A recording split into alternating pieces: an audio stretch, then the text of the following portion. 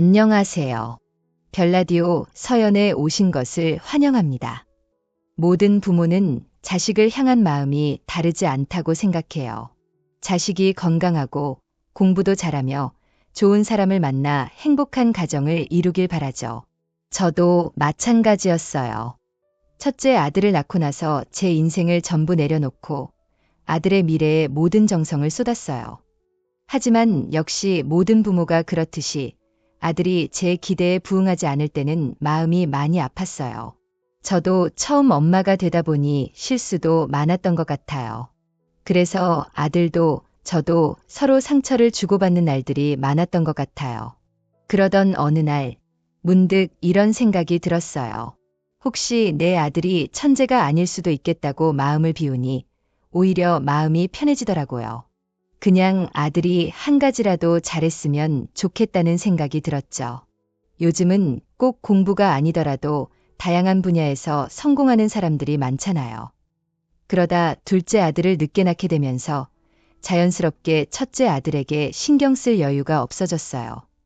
그러고 나니 신기하게도 집착을 내려놓으니 첫째 아들이 스스로 알아서 잘해 나가더라고요. 그때 처음 깨달았어요. 자식 교육은 부모 뜻대로 되지 않는다는 거요. 그래서 둘째에게는 하고 싶은 걸 마음껏 하도록 놔뒀어요. 그랬더니 형을 보고 따라하면서 열심히 하더라고요.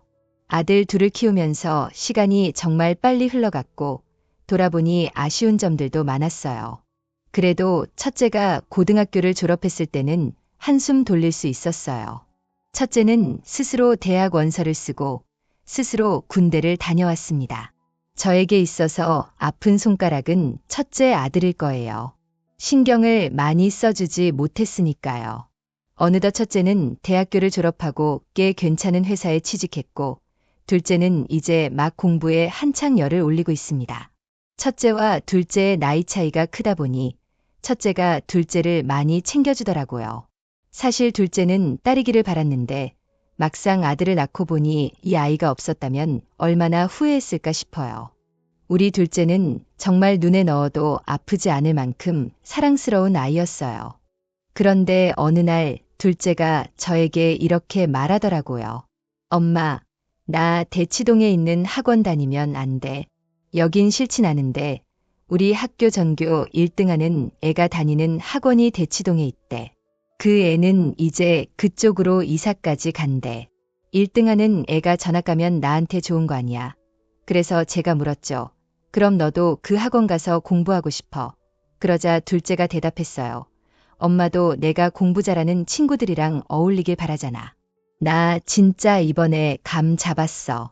열심히 할 수 있으니까 믿어줘. 사실 너무 갑작스러워서 당황했지만 둘째는 진지하게 부탁했어요.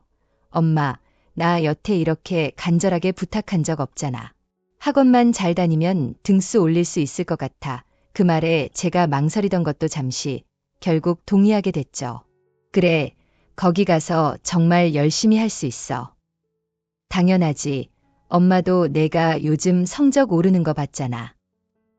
이렇게 둘째가 처음으로 저에게 한 부탁은 다름 아닌 대치동 학원에 보내달라는 것이었어요. 정신 차리고 열심히 공부하겠다는데 그걸 말릴 부모가 어디 있겠어요? 저는 둘째에게 가능한 모든 지원을 해주고 싶었어요. 아들이 최상의 환경에서 공부할 수 있다면 엄마로서 무엇이든 해낼 수 있을 것 같았죠. 그래서 남편을 설득했고 결국 우리 가족은 살고 있던 집을 떠나 대치동으로 이사를 하게 됐어요. 월세로 700만 원을 내며 산다는 게 쉽진 않았지만 묶여있는 돈이 많았고 현금 유동성이 중요했기 때문에 월세로 살기로 했어요. 남편은 이런 저를 보고 가끔씩 불평을 하곤 했습니다. 시골에서도 공부 잘해서 서울대 가는 애들 많잖아. 굳이 대치동까지 가야 해.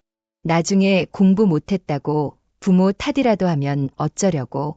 저번엔 전세였고 이번엔 월세라니 멀쩡한 집 놔두고 이런 고생을 하다니. 누가 보면 우리 집 없는 줄 알겠어. 원래 집은 세를 줘야 이득이니 일단 그렇게 하는 게 맞아.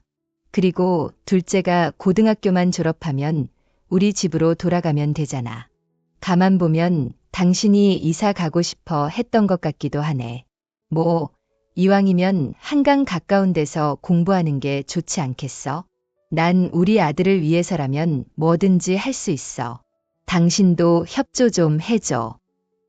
대치동으로 이사한 후 저는 엄마들이 모이는 인터넷 카페에 가입하고 모임에 빠지지 않고 참여하며 최선을 다했습니다.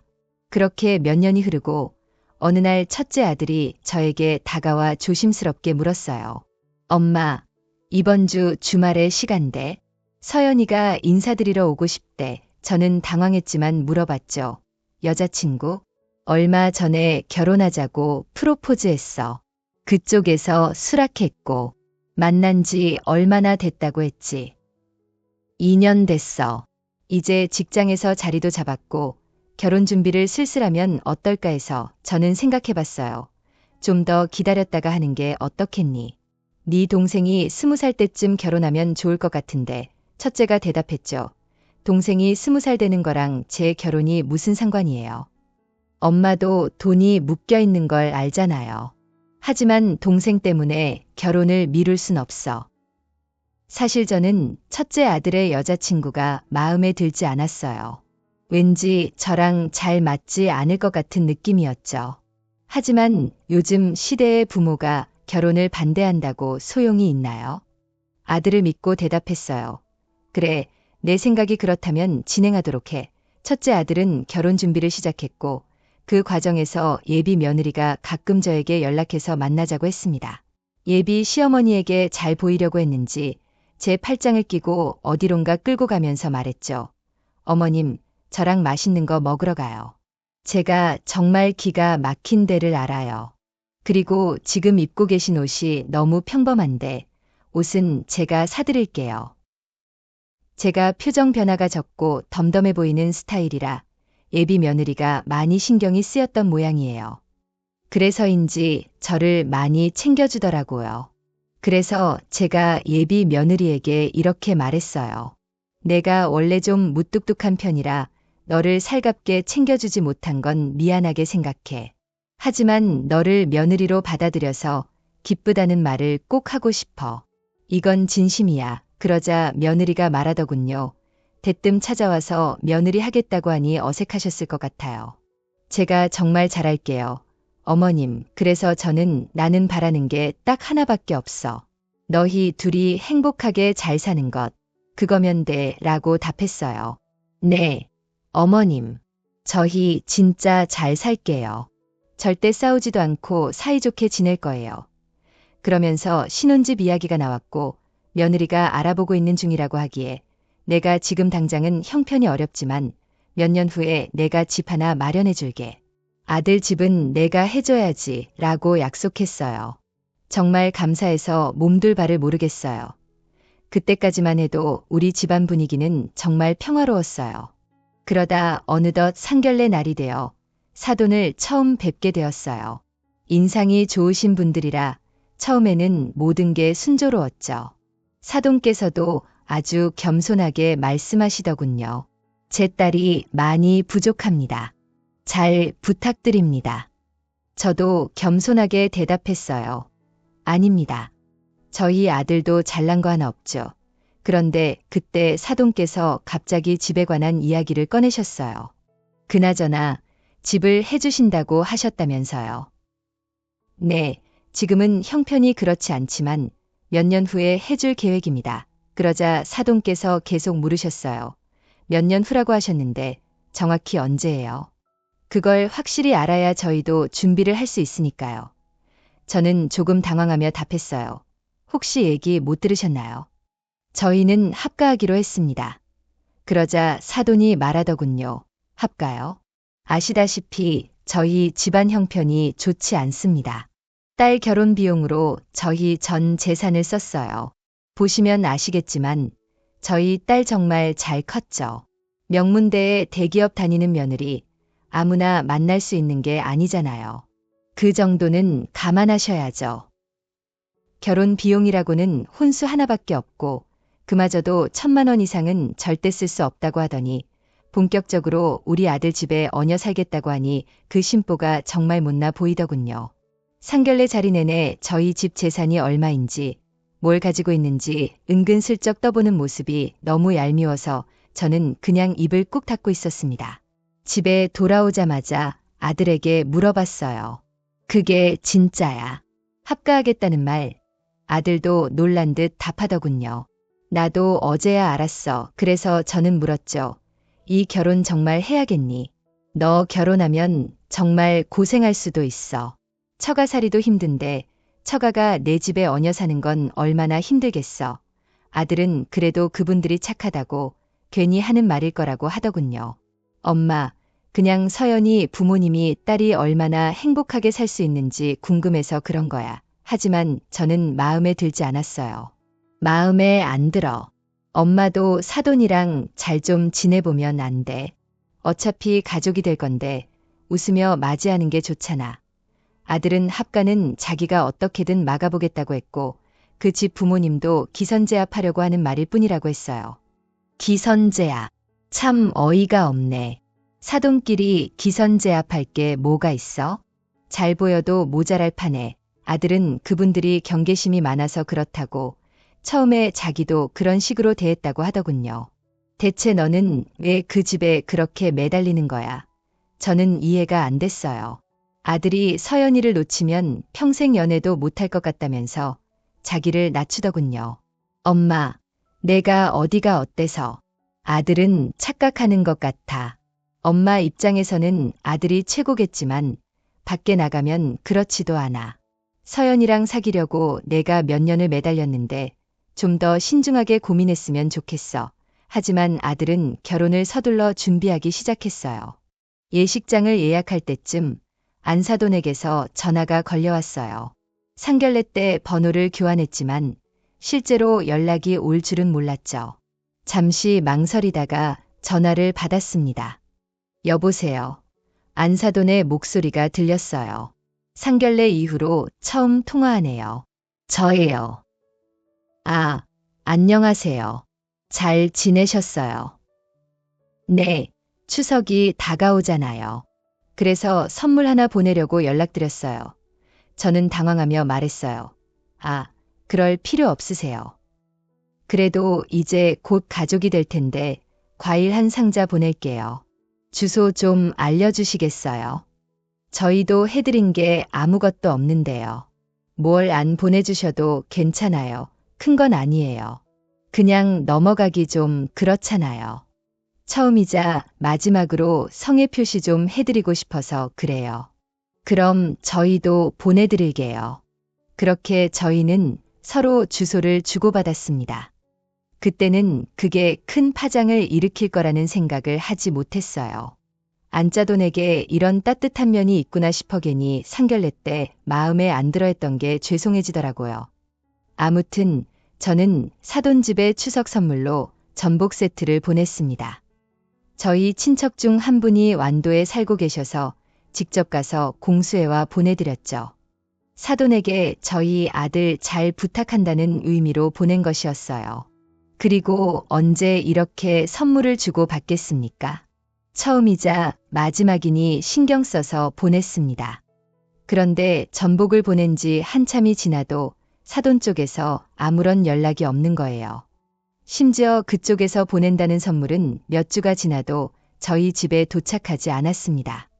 주소를 잘못 알려줬나 싶어 의아해할 때쯤 안사돈에게 연락이 왔습니다. 받자마자 그쪽에서 대뜸 파혼 선언을 하더라고요. 이 결혼 없던 걸로 합시다. 네, 아주 사기꾼 집안이구만. 뭐라고요? 거기 월세라면서요. 네, 그런데요. 그나저나 그건 어떻게 아셨어요? 어떻게 월세인 걸 속여요? 대치동 산다고 자랑할 땐 언제고 내가 언제 속였어요? 그리고 내가 월세를 살든 전세를 살든 그건 내 선택 아닌가요? 우리 딸한테 빈대 붙지 말고 당장 떨어져요. 돈도 없으면서 꼴의 강남에는 살고 싶어서 월세 사는 거잖아요. 어이가 없네. 뭐라고요? 빈대 우리 아들한테 학가하니 어쩌니 하며 먼저 빈대 붙은 게 누군데 이제야 본성을 드러내시네. 이봐요. 다시는 그렇게 살지 말아요. 더 이상 주변 사람들 속이지 말라고요. 가만 보니 우리 딸한테 집 해준다는 말도 순거짓말이네. 본인 집도 월세 살면서 며느리 집을 어떻게 사줍니까? 지금이라도 알아서 다행이지 속은 채로 결혼했으면 어쩔 뻔했어요. 우리 딸 인생 완전히 망칠 뻔했잖아. 그래요. 파혼합시다.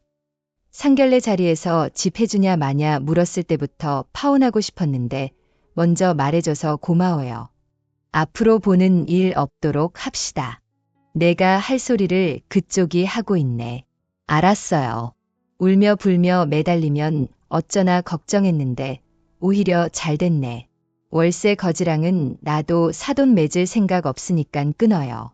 월세 거지 당신 미쳤어 끊자니까 전화를 끊고 어찌나 손이 떨렸는지 몰라요. 정말 어처구니가 없더라고요. 전화 끊자마자 씩씩대고 있는데 아들이 술이 잔뜩 취해서 집에 들어왔습니다. 바로 아들을 붙잡고 물어봤어요. 아들 이게 대체 무슨 소리야? 내 예비 장모가 나더러 파혼하잔다. 그랬어. 근데 어디서 술을 이렇게 많이 마시고 왔어?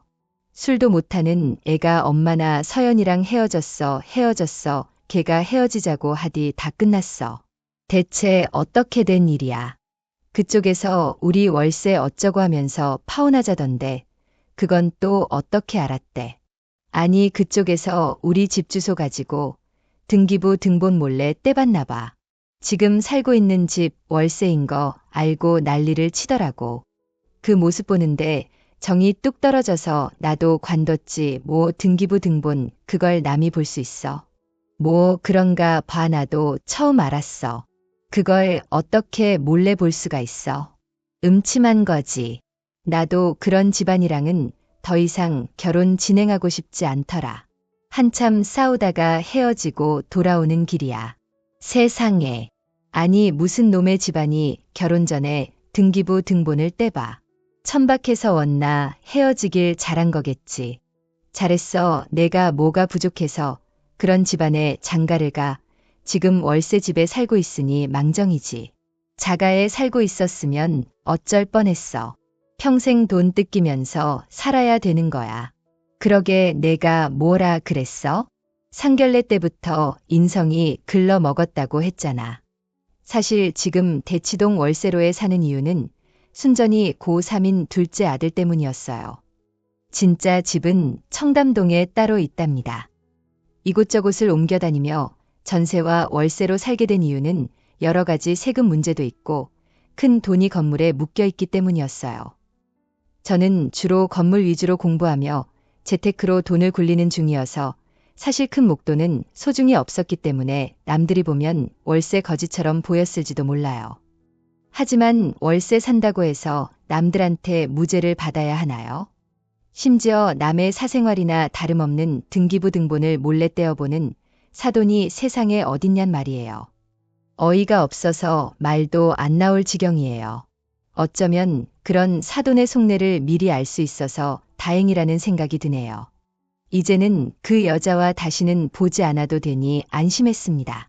하지만 가끔씩 저에게 월세거지라고 했던 그 여자의 목소리가 떠오르면서 보연듯 화가 나곤 했습니다. 그러는 그쪽은 조그마한 식당을 하며 전세에 살고 있었거든요. 이렇게 가끔 생각날 줄 알았으면 그때 욕이라도 한 바가지 해줬어야 했는데 아주 후회가 막심했습니다. 그렇게 몇 년이 흘렀네요. 그 사이 저희 둘째 아들은 수능을 보고 대학에 입학해 어느새 군대를 갔고 저희 가족은 원래 자가인 단독주택으로 돌아갔습니다. 그리고 저희 첫째 아들은 이별의 아픔을 완전히 극복하고 새로운 연애를 시작했답니다. 사람에게 받은 상처는 사람으로 극복하라고 하더니 그 말이 맞았어요. 한편으로는 다행이다 싶더라고요. 그 당시만 하더라도 첫째 아들이 많이 힘들어했기 때문에 엄마로서 마음이 너무 아팠거든요. 첫째 아들의 새로운 여자친구는 정말 제 아들과 잘 어울렸고 예전 사람에 비해 훨씬 착했기 때문에 저는 너무너무 만족을 했습니다. 모든 상황이 안정된 후 어느 날 저는 아주 뜻밖의 상황을 맞이하게 되었는데요. 가지고 있던 건물을 처분하고 다른 건물을 알아보던 중 아주 익숙한 위치의 건물이 하나 제 눈에 들어왔습니다. 상가 목록을 봤더니 그곳에 글쎄 예전에 저에게 월세 거지라고 놀렸던 그 여자의 식당이 있는 거 아니에요. 이런저런 상황을 고려해 봤을 때 그만한 곳도 없는 것 같아서 그 건물을 매입하기로 결심했습니다. 그리고 몇 년 만에 그 여자와 마주치게 되었어요. 저를 보더니 묻더라고요. 여긴 어쩐 일이세요? 무슨 상관이세요? 우리 동네에 떡하니 있으니까 물어보는 거죠. 서연이는 잘 있나요? 그럼요. 덕분에 아주 좋은 회사에 다니는 신랑 만나서 결혼했어요. 둘이 어찌나 행복하게 잘 사는지 그때 결혼 파토 내기 정말 잘했더라고요. 그쪽 아들은 아직 장가 못 갔죠? 우리 아들도 그때 파워한 덕분에 새 인생 잘 살고 있어요. 감사하다는 말부터 전하고 싶네요. 아직 식당 운영하시네요. 아무튼 비키세요. 저 장사해야 되니깐 저기요. 그거 알아요? 뭐려? 그쪽 지금 우리 건물에서 장사하고 있는데 뭐라고요? 무슨 헛소리를 그렇게 진지하게 하세요? 나 이 건물 매입했다고요? 그 여자는 순간적으로 놀랐는지 잠시 멈춰 있더라고요. 그리고 잠시 후 입을 열었습니다. 월세 사는 여자가 어떻게 건물을 매입하지 말도 안 되는 소리 하지 말고 비켜요. 건물 사느라 월세 산다. 그리고 대치동 아파트는 우리 둘째 학원 때문에 잠시 월세 살았던 거고 자가는 따로 있거든요. 등기부 등본을 떼보려면 제대로 떼봤어야지 뭐야. 또 거짓말한 거예요. 거짓말한 게 아니고 그쪽이 마음대로 지레짐작했던 거겠지. 살고 있는 집 하나로 상대를 평가하는 거 부끄럽지도 않아요. 등기부 등본 몰래 떼어본 것도 괘씸해 죽겠는데 월세 거지 당신이야말로 식당 운영하려고 다달이 건물주한테 월세 내는 월세 거지겠지. 그러니까 그쪽이 진짜 건물주라고요. 아무튼 비켜요. 걸리적거리게 진짜 저기요. 제대로 말 좀 해보라니까요. 비키라니까요. 멍해지는 표정을 보니 정말 후련했습니다. 보아하니 식당에 손님 하나 없이 파리만 날리는 것 같더라고요. 그 잘난 사위가 번듯한 식당 하나 못 차려주나 보네요. 분명히 겉모습만 번드르한 사위를 만났을 게 뻔했어요. 제가 매입한 건물에 공교롭게도 사돈이 될 뻔한 여자가 식당을 하고 있는 바람에 저희의 관계는 또 이렇게 얽히게 되었습니다. 정말 우연도 이런 우연이 없죠. 사실 그 건물의 주인이 되기로 결심한 여러 가지 이유가 있었지만 그중 하나는 그 여자이기도 합니다. 코를 납작하게 만들어주고 싶었거든요. 남한테 상처를 줬으면 본인에게 반드시 돌아온다는 걸 알아야죠. 그 뒤로 상황이 완전히 역전되었습니다. 그 여자는 명절이 다가오자 저에게 한우 세트를 들이밀더라고요. 저기 이거 받으세요. 엄청 비싼 거거든요. 이걸 왜 저한테 주세요? 잘 보이고 싶어서요. 저 이곳 아니면 어디 갈 데 없어요. 그러니까 저희 식당 좀 잘 봐주세요. 왜 나한테 구걸해요? 서희가 용돈도 주고 집도 해주고 그렇게 살고 있는 거 아니었어요. 지들 살기 바빠요. 나한테 신경 쓸 틈이나 있겠어요. 돈 달라고 하지 않으면 다행이지. 알고 보니 사이가 다니는 회사가 본사가 아니라 자회사더라고요. 내가 기가 막혀서 정말 어떻게 장모를 속일 수 있습니까? 내쫓지도 못하고 정말 내가 답답해서 살 수가 없어요. 아무튼 저는 선물 안 받으니깐 가져가세요. 받아주세요. 제가 진짜 미안해서 그래요. 주소 알려줬을 땐 안 주더니 우리 집 등기부 등본 몰래 봤다면서요. 그건 제 딸을 위해서 그런 거였어요. 사돈 쪽이 어떤 환경인지 자가인지 전세인지 월세인지는 알아야 할 거 아닙니까? 그럼 그걸 직접 물어보지 음침하게 왜 몰래 봤냔 말이에요. 대놓고 물어보기 민망하잖아요. 원래 한국 사회가 돈 얘기 꺼내는 게 힘드니까 집 해줄 거냐는 질문은 대놓고 했으면서 모든 어미 마음이 같은 거 아니겠습니까? 저는 제 딸이 적어도 강남 며느리는 됐으면 했어요. 저희 집이 부자간이라 우리 딸에게 해줄 수 있는 게 아무것도 없었습니다. 남자라도 잘 만나야죠.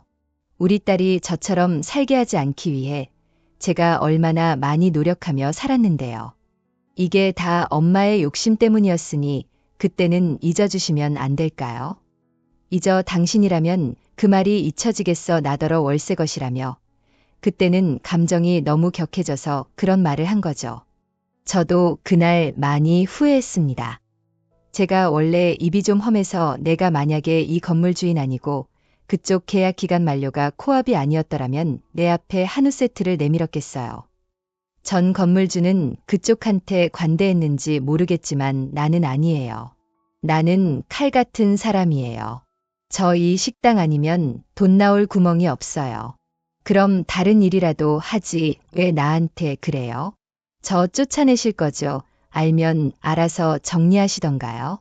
냉정하시네요. 정말 악연은 과감하게 끊어내야지 계속 품고 있으면 안에서 썩는 법이에요. 악연에서 좋은 인연으로 발전될 수도 있는 법이죠. 오히려 고맙네요. 그때 그 본성을 그대로 드러내줘서 만약에 그때 우리가 사돈이 됐어봐. 그쪽이 평생 기생충처럼 내 재산이나 갉아먹고 있었겠지. 말이 너무 심하시네. 갉아먹다니요. 기생충이라니요. 그때 준 전복값이 아까워서 한우는 내가 가져갑니다. 이후로도 여자는 몇 번 더 저를 찾아왔습니다. 저희 집 주소는 어떻게 알았는지 대문 앞에서 떡하니 저를 기다리고 있더라고요. 너무 깜짝 놀라서 소리를 질렀습니다. 아, 깜짝이야. 그만 좀 찾아와요. 저기 여사님. 아니, 사장님 제 얘기 좀 들어주세요. 얘기 듣고 싶지 않거든요. 가세요. 무릎 꿇으면 되나요? 뭐라고요?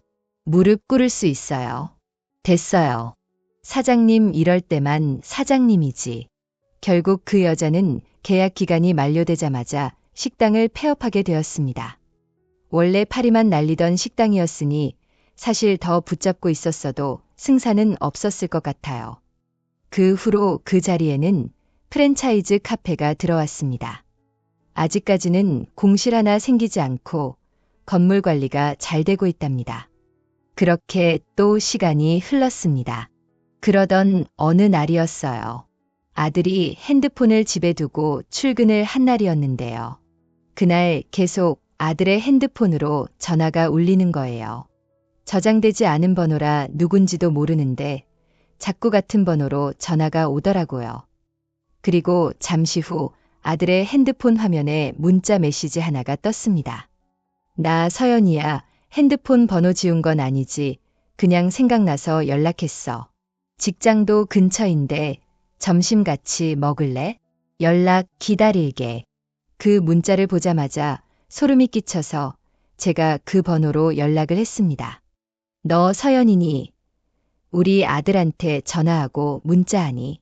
아, 어머님, 그게 유부녀면 유부녀답게 굴어야지. 어디서 결혼한 여자가 미혼 남자한테 연락을 해. 어머님, 저 이혼했어요. 그래서 뭐 어쩌라고 이혼녀 됐으니 다시 우리 아들 만나게 친구로라도 남을 수 있는 거잖아요. 친구, 너 말 다 했어. 결혼할 뻔한 애들이 어떻게 친구가 될 수 있어. 그걸 말이라고 하니 어머님도 저 많이 예뻐하셨잖아요. 저는 그냥 애정이 있으니깐 가끔씩 연락하며 지내고 싶어서 그래요. 어머님이랑도 한번 식사하고 싶은데 내 엄마한테 뭘 들은 모양인데 나는 너랑은 이제 연을 끊고 싶으니까 그런 줄 알아라.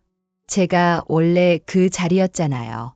며느리 자리 원래 제 거였다고요. 솔직히 동균 씨도 저를 그리워하고 있고 저도 동균 씨가 그리워요. 그 사람은 제가 연락만 하면 언제든지 받아줄 사람이라고요. 너 정말 그렇게 생각하니 저희는 떨어질 수 없는 운명이에요. 그러니까 어머님도 저를 받아주시면 안 될까요? 착각 좀 하지 말고 너도 다른 사람 만나라. 보아니 우리 아들한테 미련이 있나 본데 일찌감치 마음 접는 게 좋을 거야. 그러면 어머님은 아들 핸드폰을 가지고 계세요. 자꾸 집착을 하니까 아들이 결혼도 못하는 거잖아요. 동균 씨랑 저 사귈 때도 어머님이 사사건건 간섭하셨잖아요. 그것 때문에 저희가 얼마나 힘들었는 줄 아세요?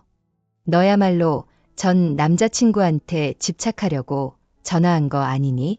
다시 너한테 기회가 있을까 봐 어림도 없는 소리. 우리 아들 이미 만나는 여자 있고 청첩장까지 나왔다. 어쩔래 너도 보내주리. 동균 씨 결혼해요. 그래 너 빼고 다 아는 사실이야. 그러니까 한창 행복한 애 흔들지 말고 내 인생 살아 알았니? 어머님 저 후회해요. 그때 동균 씨를 믿고 끝까지 갔어야 하는 건데 난 이만 끊는다. 억울해서 그래요. 네가 뭔데 억울해? 말 같지도 않은 소리 그만하고 끊어. 후회해봐야 소용없었어요. 이혼까지 한 여자를 제가 못하러 받아주겠어요. 회사에서 돌아온 아들은 며칠 후 핸드폰 번호를 바꾸었습니다. 그래서 제가 물어봤어요. 아들 핸드폰 번호는 왜 바꿨어? 아니 서연이한테 자꾸 연락이 오잖아. 귀찮게 하길래 바꿨어. 걔한테 미련 남은 건 아니지 내가 미쳤어. 걔는 내 유일한 흑역사야. 지금 생각해보면 그런 애를 내가 왜 좋아했는지 몰라. 이혼했다면서 나랑 다시 만나고 싶대. 그게 말이 되는 소리야. 어이없어서 그냥 차단했어. 그랬더니 다른 번호로 연락이 오는 거야. 어쩔 수 없이 번호를 바꿨지 뭐.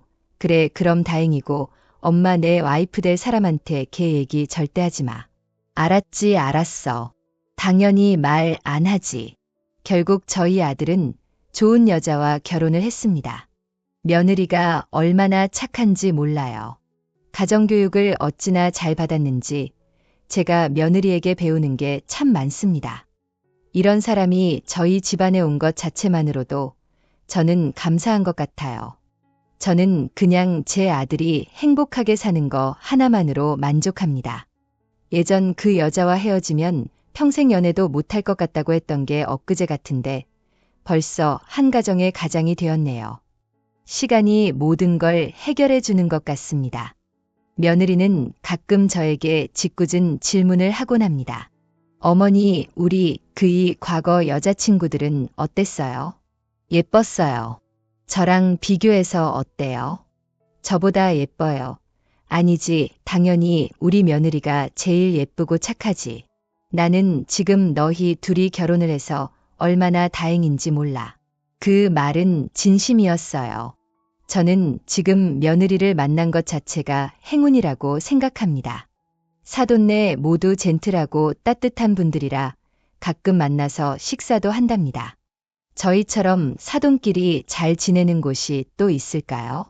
가족을 잘 만나는 것 또한 큰 복인 것 같아요. 월세 거주라는 말을 들었던 그때는 정말 자존심도 상하고 얘 나한테만 이런 일이 있을까 좌절도 많이 했지만 이제는 모든 걸 잊고 새 출발하는 기분입니다. 나이가 점점 드니깐 많이 까먹게 되어서 기록에 의존하는 경우가 많은 것 같아요. 이 사연을 쓰게 된 이유도 과거를 잊지 않고 간직하기 위함입니다. 부디 여러분들께 닿았으면 좋겠네요. 제 사연은 여기까지 하고 할 일을 하러 가보겠습니다. 쓰다 보니 푹 빠져서 쓰게 되었네요. 읽어주신다면 정말 감사드리겠습니다. 여러분들도 모두 즐거운 인생 사시길 바랍니다. 감사합니다.